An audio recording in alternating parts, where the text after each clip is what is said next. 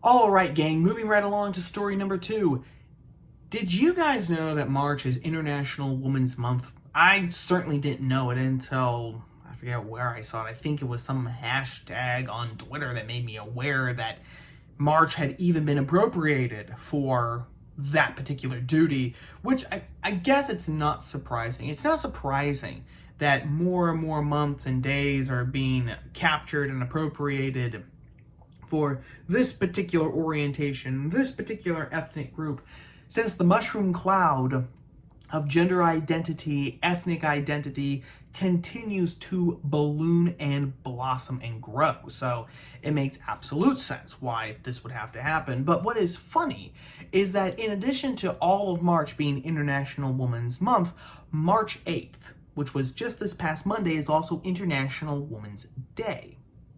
And because it was International Women's Day, the current occupant of the White House, to coin a phrase that was used by the left in recent years, the current occupant of the White House made what were supposed to be some appropriate remarks because of it being International Women's Day. This is partially what he said. This comes from the White House's website. Quote, "Today is International Women's Day, and we all need to see and to recognize the barrier-breaking accomplishments of these women." He was with a couple of female generals, and he was also with Vice President Kamala Harris. "We need the young women just beginning their careers in the military service to see it and know that no door will be closed to them. We need women and men throughout the ranks to see and celebrate women's accomplishments and leadership in the services. We need little boys and girls and boys both who have grown up dreaming of serving for their country to know this is what generals in the United States Armed Forces look like. This is what the vice presidents of the United States look like." Okay, pause right there for just 1 second. But why do we need men and women to look at the accomplishments of women in the military? I mean, I know what Biden is going for. He's going for representation, which is one of the buzzwords today, thanks to the left. Every group needs to be represented everywhere, as a matter of fact.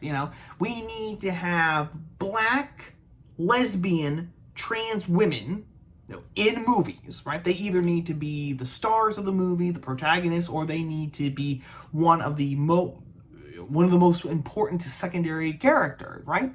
We need that. We need them represented in business. There is a law now in California that was passed last year, I believe, which now says that a specific percentage of a board of directors, the ruling board of a company, needs to be made up of minorities, especially from women and from the LGBTQIA2 plus XYZ community. We need representation. We've had articles everywhere. We need representation in the orchestra because apparently, there aren't enough black people who decide that, they want to be professional violinists.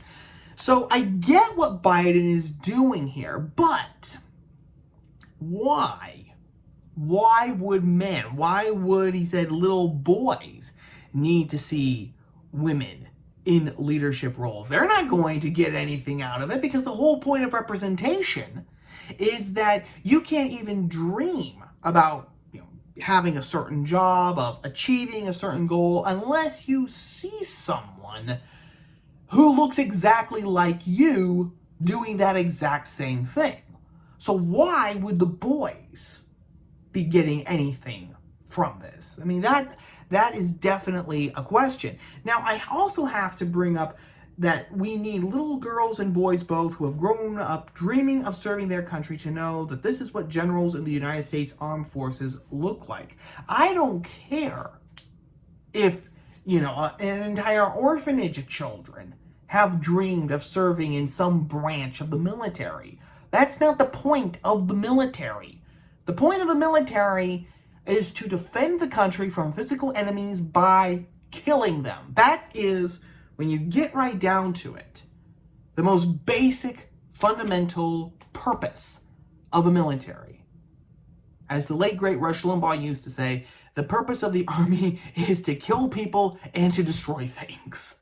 I mean, and it is. That's not to say that the military cannot be used for peacekeeping purposes. I mean, the American military, has gone all around the world to give aid when tsunamis have hit, when earthquakes have hit. Yes, they have.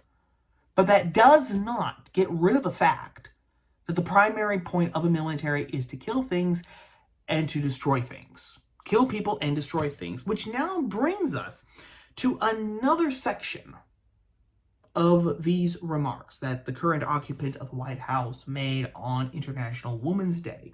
And this is the part that has gotten everybody in a tizzy, whether they are attacking it or they are defending it. This is what Biden said later on in his remarks. But they, the women in the military, all knew that there's much, much more work to be done to ensure that women's leadership is recognized and we have more diverse leaders. We reach the top echelons of command for all who are qualified, including all women, and that all women feel safe and respected in our military, period. You know, some of it is relatively straightforward work, where we're making good progress designing body armor that fits women properly, tailoring combat uniforms for women, creating maternity flight suits, updating requirements for their hairstyles. Now that is what has really gotten everybody, just teed off, whether they are defending it or they are attacking it. Because, and this is the part that they've really been harping on. When Biden said that they're making good progress designing body armor that fits women properly and tailoring combat uniforms for women and creating maternity flight suits. Because that suggested to a lot of people that the end goal of the Pentagon, like the horizon that the Pentagon wants to reach, is to actually put women in, not just women, but pregnant women in combat roles. That seemed to be, that was the inference that a lot of people made. One of the most prominent people, was actually Tucker Carlson on his show on Fox, where he just said, he said the conclusion that he drew was that pregnant women were going to be fighting our wars. That's exactly what he said, that pregnant women are going to be fighting our wars. Because if you're creating flight suits for pregnant women, and then you're making combat armor that more perfectly fits women, right? Fits women's bodies. Well, then it's not a great leap in logic to think that, well, are they going to be putting pregnant women into combat roles?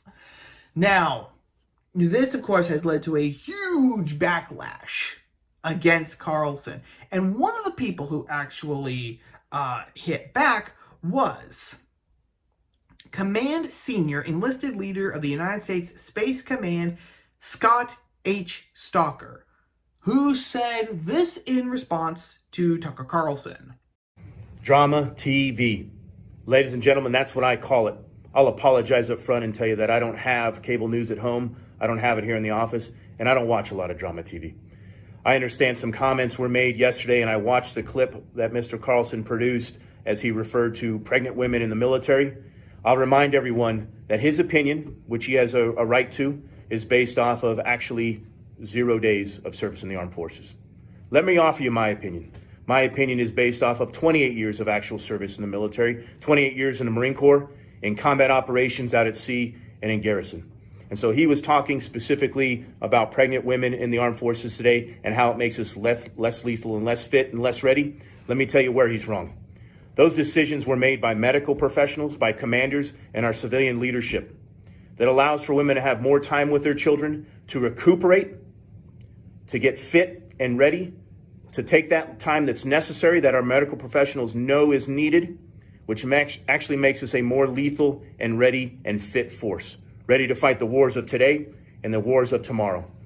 The bottom line is that we value women in our armed forces. We value those that have served in the past, and we value those that have served today. We value our families in the military. I want to say God bless everyone that is serving today. God bless the women that are serving today. God bless the men and women that are serving today. God bless our country, our partners, and our allies. Let's get back to work. Let's remember that those opinions were made by an individual who has never served a day in his life. Let's remember that's all about drama TV. God bless America. Semper Fidelis. So there we go. Now, the interesting thing about Senior Command Stalker's little pushback against Carlson is that he never exactly answers the question, right? Because Carlson specifically said, pregnant women are going to fight our wars. It's a mockery of the U.S. military. Stalker never comes out and actually says that they are not going to fight our wars, which I think is very, very telling. Because here's my point, gang, and I might ruffle a couple of feathers with this, but in the first place, I think that the way that the current cultural trend is going, we are going to see pregnant women in combat situations. I believe that because of critical theory and the idea of equity, that it's a foregone conclusion. We are going to have to do that if we are going to be true to equity. Because if you say that pregnant women should not be in combat situations, then what you're saying is that not everyone is in fact equal. And of course, because, well, women who are pregnant, they miss out on opportunities, etc., etc. We can't have that. We can't have that because then there would be discrepancies. There would be discrepancies. And then Idrim Kendi's ideology. We've talked about Idrim Kendi before here on this show, the guy who says that you can only cure the racism of the past by being actively racist now, just against other people. Well, he has also said that any disparity between racial groups is automatically racist. It doesn't matter what the causes of those disparities are. The very fact that disparities exist means that racism exists and that the institution or whatever, is racist. So they can apply that thinking here. It doesn't matter, why women who are pregnant didn't get as many opportunities with the military, maybe because they didn't go into a combat zone. They didn't get, specific patches, medals, promotions, etc. by proving their worth on the field of battle. Doesn't matter that didn't happen because they were pregnant and so they were held back from those combat situations. The very fact that the discrepancy exists means that it's wrong. So I think that the way that we are going, if nothing changes, we are going to be seeing pregnant women in combat situations, which, is going to be a joke. And that is really, it's not even just a joke. It is. But it's also frightening because a civilization that does not cherish women and pregnancy, because, this is where new life comes into being, right? We should all be able to agree on that, but we don't, which, again, is a sign of the time, I suppose. But a pregnant woman, a woman who becomes pregnant, this is where new life comes into being. So now, we, individually in society, we have a double responsibility. We have to protect her, the mother, as well as protect her unborn child, because the child is completely helpless. And a civilization that can't even do that, in fact, a civilization that says the exact opposite, that says pregnancy is nothing special, right? It's like, being nearsighted or something, and you just need corrective lenses for it. It's no different than any other medical condition. Therefore, you can go into the front lines. You can go into those combat situations. it can't live. It can't survive. First, because it will weaken its military. Like Carlson said, you can hate what he said, you can hate how he said it, but a military that does not distinguish between men and women, even a military going further that cannot distinguish between women who aren't pregnant, women who are pregnant, the military is going to suffer because now, okay, you have to accommodate them. They cannot accommodate you.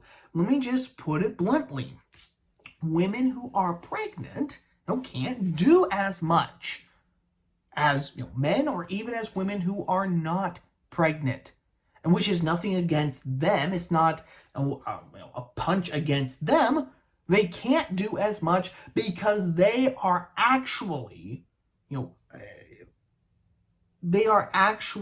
housing a developing human being, which requires a lot of energy, a lot of time, and also, as the baby gets bigger and bigger and bigger, kind of impedes your ability to move, quickly. Okay? This is all just biology. This is all just nature. The very fact that we feel that we have to tiptoe around these issues is another indication of where we are. But even more than that, so it hurts the military, and then it hurts the society as well, because there are some things that are so basic that if you jettison them out, then you're on the road to suicide. And this is one of them.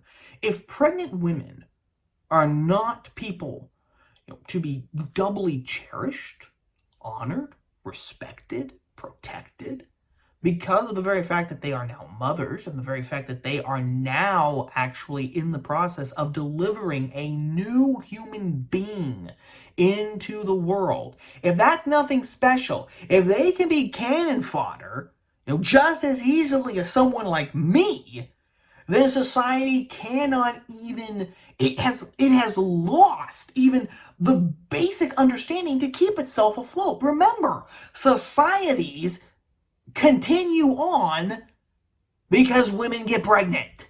Men and women, they come together, they have a baby, and then they form families, they have more babies, hopefully, if everything goes well, and that's how you continue your civilization, your society, because then these children are raised in your history, your language, your traditions, your culture, etc., etc., etc. So the very fact that there's no difference, nothing special about pregnancy, nothing special about women who are pregnant, nothing special about expecting mothers, they can be cannon fodder just as good as this 20-year-old guy. Society has literally gone insane. It has run away from reason, and it is now gibbering to itself in the desert, believing that it can turn the sand into gold. Literally, that's a great analogy. And there are even more things about it than that. I mean, is this something that we really want to do to new mothers? Really? We keep hearing about soldiers suffering from PTSD and other trauma from combat situations. Is this really what we want to put on new mothers? Really? Are we going to say that your career is so important?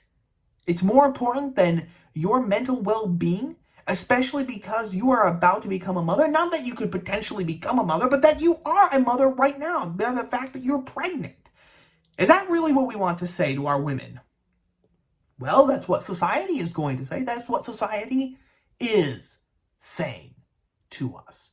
And then there's just the very fact that, and this is why, and I'm going to say something really that's going to get me into trouble here, but this is an extension of why I don't think that women should be in combat situations at all in the military. Not saying that women can't join the military, but putting women in combat situations when they don't need to be is also wrong for the military and for society, because one or two things has to happen. The women either have to be masculinized, or the men have to be feminized so that they can work as a unit. Because, of course, we can't have segregation based on sex, because then, of course, you have the ACLU and the Southern Poverty Law Center and all the rest of those usual suspects beating down your door with a battering ram. So you either have to masculinize your women or you have to feminize your men. You have to make one or the other something that they are not. And of course, that's not going to help the military. That prevents it from functioning fully, effectively, like it's supposed to. And at the same time, then, it gets rid of, it helps smooth over the natural differences between men and women, the differences that make society possible, which ultimately I think is actually the end goal of the left. The left, the contemporary American left, gang, you know this, they hate reality. This is why they push the transgender ideology, and why when sane voices like Ryan T. Anderson, write an entire book about the problems, philosophical, medical, and psychological, in the trans ideology and the trans movement, the biggest bookseller in the world, the biggest book-selling platform in the world, Amazon, just takes it off the digital shelves. Poof. It might as well not exist as far as Amazon is concerned, which means that it might as well not exist for a lot of people. Since, again, Amazon, biggest book-selling platform in the world. Not just the country, not just the continent or the Western Hemisphere, the world. The left hates reality. And this, if you can masculinize women or feminize men, you take another step towards erasing, smoothing out, obfuscating the natural differences between the two sexes. That is what I believe is actually going on here with all this talk about combat armor made to fit women better, hairstyles so that women can be, for women in the military, and maternity flight suits as well. It's a very short bridge. Even if they aren't actively thinking about putting women in combat situations now, it's just a hop, a skip, and a jump to doing that. As we've already said, it's inevitable. It's inevitable regarding the current mentality that has society in its grasp, which will lead to all the problems that we just listed. That is story number 2.